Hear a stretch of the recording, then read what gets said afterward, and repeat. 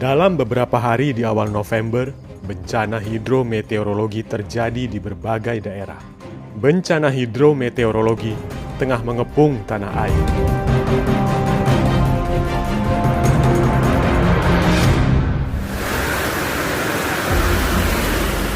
(4 November 2021), banjir bandang yang mengerikan terekam kamera terjadi di Desa Bulukerto, Kota Batu, Jawa Timur.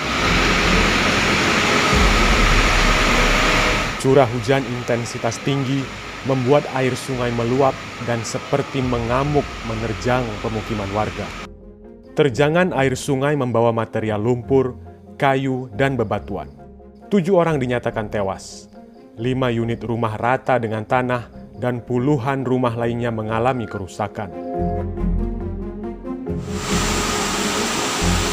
3 hari sejak peristiwa di Batu, Jawa Timur, giliran Garut, Jawa Barat yang diterjang banjir bandang. Peristiwa ini terjadi di Desa Sukalila, Kabupaten Garut. Sama seperti peristiwa di Batu, banjir bandang di Garut diawali dengan hujan deras yang membuat air sungai meluap. 2 rumah warga ambruk. Terjangan banjir bandang juga membuat jembatan penghubung antar desa roboh dan sempat mengisolir ratusan warga. Dalam waktu yang berdekatan, bencana hidrometeorologi terjadi di banyak tempat lainnya di Indonesia.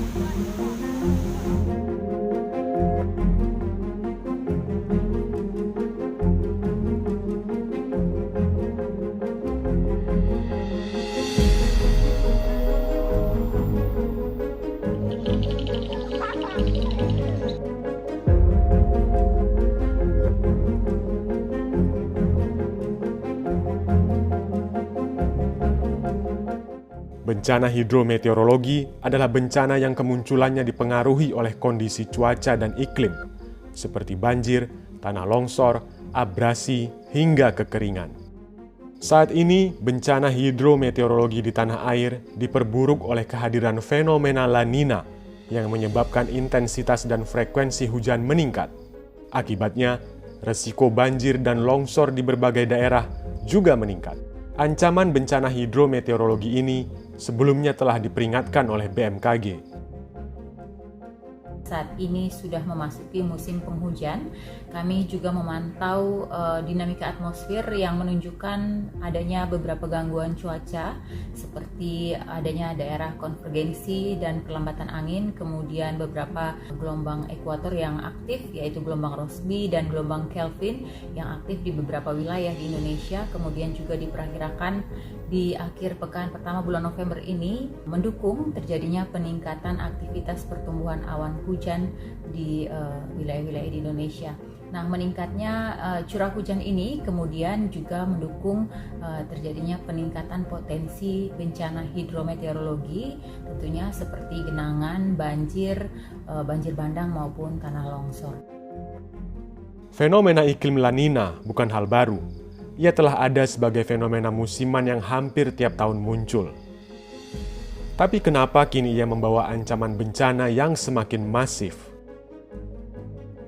Kalau ketika kita bicara soal krisis iklim, pastinya ketika kita melakukan pembukaan lahan atau perubahan guna lahan, itu akan merilis juga emisi karbon kan, dan itu juga akan mempertinggi si gas rumah kaca yang ada di atmosfer kita. Dan itu tadi ketika atmosfernya terganggu, pastinya cuaca kita kan memang sistem cuaca ini sangat chaotic ya. Jadi ketika ada gangguan sedikit saja, nah tadi penguapannya tadi lebih tinggi sehingga tercipta bentukan awannya lebih banyak dan curah hujannya semakin tinggi. Nah, curah hujan yang semakin tinggi inilah yang juga ikut memperparah tadi banjir gitu, terus juga kenaikan muka air laut gitu kan. Jadi itu sebenarnya merupakan kombinasi sih dari bagaimana sistem pembangunan kita dan juga bagaimana krisis iklim yang sedang melanda di Indonesia. Pemanasan global dan perubahan iklim adalah fenomena global yang disebut-sebut menjadi ancaman besar dunia saat ini. Di Indonesia, situasi ini seperti menemukan momentumnya untuk mewujud jadi bencana ketika fenomena La Nina muncul. Lalu, apa yang bisa kita lakukan segera untuk meminimalisir resiko bencana? Akhir Desember itu sekitar 2 minggunya itu akan terjadi peluruhan dari El Nino itu. atau La Nina itu. Meskipun sekarang ini bulan November, ya, ini puncak-puncaknya sebenarnya. Nanti akan sebentar melurus di bulan Desember dan akhir Januari akan lanjut lagi. Jadi ini ada waktu jeda bagi kita dan bisa melakukan mitigasi pada waktu-waktu itu. Ya itu memperbesar aliran air tadi. Jadi bisa saluran-saluran air diperbesar. Hingga 9 November saja tercatat ada lebih dari 2.600 bencana. Dan sebagian besar dari bencana itu adalah bencana hidrometeorologi seperti banjir, tanah longsor, dan abrasi. Data tadi menunjukkan ancaman bencana akibat pemanasan global dan perubahan iklim di tanah air adalah hal yang nyata.